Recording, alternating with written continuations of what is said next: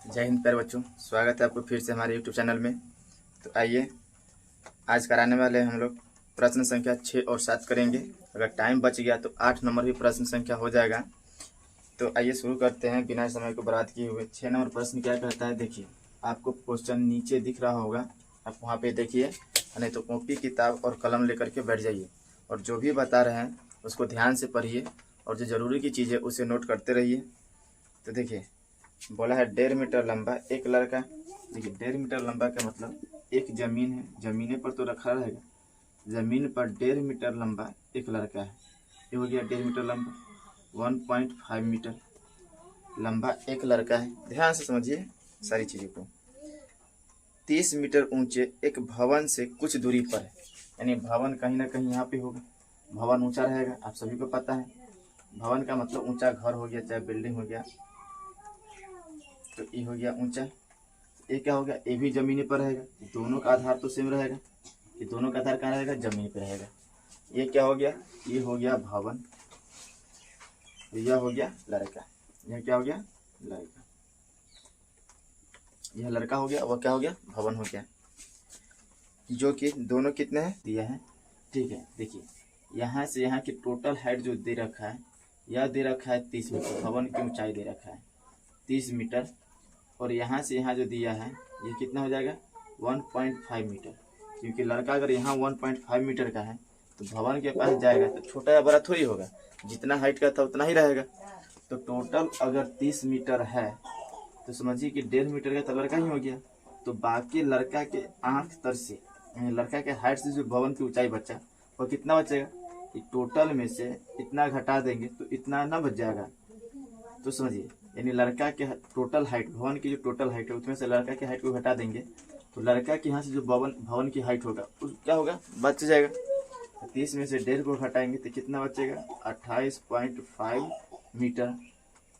उम्मीद है कि समझ में आया होगा, मीटर में है, आप लगा लीजिएगा। आगे बोला है जब लड़का यहाँ था तो यहाँ से जब भवन को देखा, समझिए जब लड़का यहाँ था, देखिए हमसे थोड़ा सा टेढ़ हो जाता है, आप लोग अच्छे से बनाइएगा।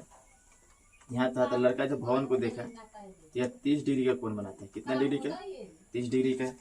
और जब वह आगे जाता है, यानी जब वह आगे बढ़ता है तो फिर भवन को वह देखता है, तो मान लेते हैं कि लड़का यहाँ पर आ गया और फिर भवन को देखता है तो कितना डिग्री कोण बनाता है, 60 डिग्री का कोण बनाता है। देखिए तो कुछ आगे बढ़ता है फिर भवन को देखता है तो कितना डिग्री का कोण बना लेता है, 60 डिग्री का कोण बनाता है। बनाता उन्नयन कोण ही है, एकांतर कोण से बराबर हो जाता है। तो बोला है कि बताइए वह लड़का, यानी बताइए कि वह भवन की ओर कितनी दूरी चलकर गया, यानी यहाँ से यहाँ यह कितना दूर चला है यह हमें बताना है। तो देखिए बच्चों बहुत ही सिंपल है, अब बात को समझिए, तो मेरी बात को ध्यान से सुनिए कैसे बनाना है। क्या करना है हमें, पहली बात यहाँ पर देखिए इसका नाम दे देते हैं। ये हो गया ए, ये हो गया यहाँ बी, ए सी, डी, ई, एफ। कोई दिक्कत नहीं है। अब यहाँ से हमें इसको निकालना है, तो कभी भी ध्यान रखिए कि जिसे निकालना है आप उसी को मान लीजिए। क्या बोले कि निकालना किसको है, कि लड़का कितना दूर चल के गया, इसी को आप कुछ मान लीजिए। और जैसे इसका वैल्यू हम निकालेंगे आंसर अपने आप मिल जाएगा, ज़्यादा परेशानी होने की आवश्यकता थोड़ा ही है। तो आप इसको मान लीजिए कि यह x है, ये भी वैल्यू तो हमें पता नहीं है, ठीक है। यह वैल्यू पता नहीं है तो कोई दिक्कत नहीं है, पता कर लेंगे। कैसे करेंगे, देखिए यहाँ पर दो त्रिभुज बन रहा है, एक ए बी एफ। क्या बोले, एक ए बी एफ। और इस आकृति में देखिए यह लंब दिया, लंब कितना है 28.5 मीटर, और लंब दिया है तो लंब बटा आधार का फॉर्मूला जब लगाएंगे लंब बटा आधार से ये पूरा आ जाएगा। और जब इतना आएगा तब एक और फार्मूला ले लेंगे इसी पर बड़का त्रिभुज के लिए, ए बी ई के लिए। जब ए बी ई के लिए जाएंगे, इसके लिए भी तो लंब भी पूरा दे रखा है। उम्मीद है कि आप समझ रहे होंगे। क्या बोले, ए बी ई त्रिभुज को अगर देखिए, बीच वाला को भूल जाइए, तो हम तो इतना निकाल चुके हैं। अब अगर ये पूरा निकालना होगा तो एक्स प्लस का जो भी वैल्यू आएगा उसको रख देंगे, और जैसे इतना रखेंगे तो क्या होगा कि वहाँ से एक्स का वैल्यू निकालेंगे, आंसर मिल गया। यही तो करना है। अब इसको करने के लिए हमें क्या करना होगा कि नीचे देखिए, अब क्या बोलते हैं समझिए, कि अगर लड़का यहाँ से यहाँ, देखिए यहाँ 1.5 मीटर का है तभी क्या रहेगा 1.5 मीटर। जितना दूरी यहाँ से यहाँ होगा उतना ही दूरी तो यहाँ से यहाँ भी होगा, क्योंकि यह देखिए तो ई बी सी डी एक क्या है, आयत है, और आयत के आमने सामने की भुजा क्या होती है, बराबर। यह लिख दीजिएगा बी ई बराबर है डी सी के, और दूसरी बात डी ई बराबर है किसके, बी सी के। ये बात को ध्यान रखिएगा। चलिए आइए यहाँ पे लिखते हैं, क्या लिखेंगे, माना कि एसी एक क्या है, भवन है। एसी एक क्या है, एसी एक भवन है जिसकी ऊंचाई 30 मीटर है, और ईडी एक लड़का है जिसकी ऊंचाई कितना है, 1.5 मीटर है। इतना समझ में आया। आगे क्या लिखेंगे कि लड़का से भवन की ऊंचाई कितना होगा, तो लड़का से भवन की ऊंचाई, तो देखिए टोटल हाइट भवन की कितना है, 30 मीटर है, और इसमें से लड़का की हाइट कितना है, 1.5 मीटर है। तो लड़का के सिर से जो भवन की हाइट बच जाएगा वो निकालना है, तो कितना हो जाएगा 28.5 मीटर, जो कि यहाँ पर देखिए लिखे है ना, ये देख लीजिए। चलिए इतना हो गया। अब हमें क्या करना है, तो ये लड़का की हाइट कितना हो गया, तो लड़का की हाइट जो हो गया 1.5 मीटर हो गया, और लड़का से भवन की हाइट कितना हो गया, 28.5 मीटर हो गया। अब बच्चों हमें जब निकालना है, वो निकालना क्या है, ये तो यहाँ पर लिखेंगे कि लड़का द्वारा चला गया दूरी कितना है, 1 मीटर। अब बच्चों हम क्या करेंगे, अब हम क्या करते हैं, लिखते हैं त्रिभुज ए बी एफ में, त्रिभुज ए बी एफ में, और ए बी एफ में देखिए ये तो कोण भी 90 डिग्री है, कोण भी कितना है, 90 डिग्री है। चलिए इतना 90 डिग्री है, तो देखिए हम बार बार कहें कि जो दिया है वो और जो निकालना है वो, हमें निकालना तो आधार ही है, तो जो दिया है वह और जो निकालना है वह दोनों का रेशियो ले लीजिए। तो दिया क्या है, लंब, और निकालना क्या है, आधार। तो लंब बटा में आधार, क्या लेंगे, लंब बटा में आधार। तो लंब बटा आधार को अगर देखिए तो किसके बराबर होता है, कहोगे सर tan के बराबर होता है। इतना बात क्लियर है। अब लंब देखिए, लंब क्या है, ए बी है, लंब क्या है, ए बी बटा में आधार क्या है, कहोगे आधार एफ बी है, आधार क्या है, एफ बी है, बराबर tan थीटा की वैल्यू कितना है, 60 है। अब ए बी की वैल्यू कितना है, तो देख लीजिए 28.5 है। ए बी जो है कितना है, 28.5 है। यहाँ पर लिख लीजिएगा यह ए बी है। आगे यह एफ बी बराबर tan 60 का वैल्यू क्या होता है, √3। तो अगर क्रॉस मल्टीप्लीकेशन करें तो एफ बी बराबर क्या होगा, एफ बी बराबर हो जाएगा यहाँ से 28.5 बटा में √3। क्या इतना बात क्लियर है, इतना क्लियर है। इसको रख यहाँ ही रहने दीजिए, समीकरण 1 ले लीजिए, कोई परेशानी नहीं ना। अब आगे आइए, आगे समझते हैं क्या होता है। आगे क्या है प्यारे बच्चों, समझिए। आगे हम क्या करेंगे कि लेंगे 12 सा त्रिभुज ए बी ई, लिखेंगे त्रिभुज ए बी ई में कोण बी बराबर तो 90 डिग्री ही रहेंगे। ये कोण, अब इसको भूल जाइए, थोड़ा देर के लिए इसको भूल जाइए, क्या है नहीं, 12 त्रिभुज पर ध्यान रखना चाहिए, ठीक है।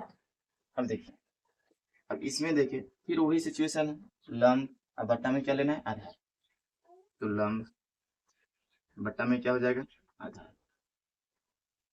अब बताइए लंब बटा आधार किसके बराबर है, तो देखिए लंब बटा आधार किसके बराबर है, tan के बराबर। तो यहाँ पर हो जाएगा tan थीटा। कितना क्लियर है। अब यहाँ से लंब कितना है, तो कहोगे लंब सर 28.5 है, बटा में आधार कितना है, आधार सर आप यहाँ से देख लीजिए बी ई है, बी ई बराबर में थीटा की वैल्यू कितना दिया है 30 डिग्री है। चलिए कोई दिक्कत नहीं है, नहीं। अब 28.5 बटा में हम बी ई को क्या लिख सकते हैं, कहोगे बी जो ई है इसको लिख सकते हैं ई एफ प्लस का एफ बी लिख सकते हैं। क्या लिख सकते हैं, ई एफ प्लस का एफ बी बराबर tan 30 का वैल्यू क्या होता है 1/√3।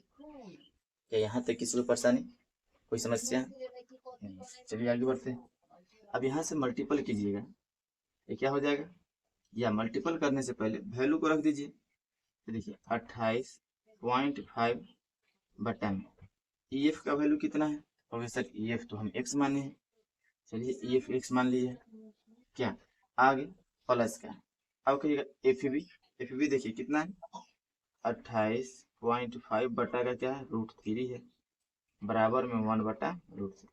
अब कहोगे कहाँ से लिखे, ब्रैकेट में संकेत दे देना कि सर ये जो हम लिखे हैं समीकरण 1 से लिखे, समीकरण 1 से लिखे। क्या इतना समझ में आया? अब यहाँ से क्रॉस मल्टीपल कीजिएगा तो क्या होगा 28.5, उम्मीद है कि दिखाई दे रहा होगा। चलिए 28.5 √3 से गुना होगा तो √3 हो जाएगा, बराबर में एक में इस पूरा से गुना होगा तो ये तो जैसे के तैसे रह जाएगा एक्स प्लस का 28.5 बटा में क्या हो जाएगा √3। तो उम्मीद है यहाँ तक आपको अच्छा से समझ में आ गया होगा। तो आगे की हम काम करते हैं, इसको हटा देते हैं बच्चों, इसका कोई काम नहीं है। अब यहाँ पर आइए, अब हम क्या करेंगे कि एक्स को उधर ही रहने देते हैं और इसको उठा करके इधर ले आते हैं और अपना आंसर आ जाएगा, क्योंकि हमें जो चाहिए था वो एक्स का ही तो आंसर चाहिए। तो हम क्या करते हैं 28.5 √3। अब देखिए ये इधर प्लस में है, इधर आएगा तो माइनस में हो जाएगा, क्या होगा 28.5 बटा में √3। अब भिन्न का घटा होगा तो एलसीएम ले लेंगे, यहाँ से क्या होगा √3, ये तो पता है। अब √3 से √3 कटेगा तो कितना आएगा 3 आएगा कि नहीं आएगा, आ जाएगा। अब यहाँ से 3 जैसे आएगा तो पता है ना रूट और इन दोनों के बीच में गुना का संबंध होता है, 3 से मल्टीपल कर दीजिए तो 5 3 15। देखिए 28.5 है इंटू में √3 है, √3 में √3 से गुना होगा 28.5 इंटू 3, अभी 3 में से गुना कीजिए 5 3 15 के 5 हासिल 1 8 3 24 1 25 के 5 हासिल कितना हो जाएगा 2 3 दूना 6 2 8 पॉइंट 1 अंक के बाद है पॉइंट लगा दीजिए। चलिए माइनस यहाँ पर क्या हो जाएगा 28.5, कोई परेशानी नहीं ना। चलिए आगे इसको क्या कीजिए घटा दीजिए, जब घटाइएगा तो 5 से 5 जाएगा तो 0 हो जाएगा, ठीक है। 15 में से 8 जाएगा तो 7 बचेगा और यहाँ से 5 बच जाएगा, पॉइंट 0, पॉइंट के बाद 0 का कोई वैल्यू नहीं, घटा में क्या हो गया रूट। अब आप जानते हैं कि रूट हमें नीचे नहीं रखना होता है, तो हम क्या करेंगे कि रूट का हर परिमीकरण कर देंगे, रूट का क्या करेंगे हर परिमीकरण। तो 57 बटा √3 गुने में क्या हो जाएगा √3, भाग में भी क्या होगा √3। अब यहाँ से आप मल्टीपल कीजिए तो यहाँ पर क्या होगा, होगा 57√3 होगा सर, और बटा में √3 पे √3 में मल्टीपल होगा तो ठीक, और यहाँ से यह कट जाएगा कितना 19 और √3 बच गया, यह हो गया √3 मीटर, यही हो गया इसका आंसर। तो उम्मीद है कि बच्चों समझ में आ गया होगा, या एक्स का मान आ गया। हम क्या लिखेंगे कि लड़का द्वारा चली गई जो दूरी है भवन की ओर चली गई दूरी 19√3 मीटर है। अब कहोगे सर √3 का हल कैसे करें, √3 का कुछ वैल्यू होता है, जैसे √2 का होता है क्या 1.42 नहीं करके होता है, तो √3 का होता है 1.732। इस तरह से वैल्यू रखिएगा, मल्टीपल कीजिएगा, रियल वैल्यू आ जाएगा। तो उम्मीद है कि समझ में आया है, तो आप इसका स्क्रीनशॉट एक ले लीजिए और चैनल को सब्सक्राइब कीजिए, वीडियो को लाइक कीजिए और कमेंट भी कीजिए कि आपको वीडियो कैसा लगा। तो ये बच्चों अगला क्वेश्चन की ओर चलते हैं, क्वेश्चन नंबर 7। क्वेश्चन नंबर 7 देखिए बहुत ही अच्छा क्वेश्चन है। बोला है भूमि के एक बिंदु से, भूमि के एक बिंदु से एक 20 मीटर ऊंचे भवन के शिखर पर लगी एक संचार मीनार के तल और शिखर के उन्नयन कोण क्रमशः 45 और 60 डिग्री है, तो मीनार की ऊंचाई ज्ञात कीजिए। शायद आपको समझ में नहीं आया होगा, आइए समझाते हैं। क्या बोला है कि भूमि के एक बिंदु से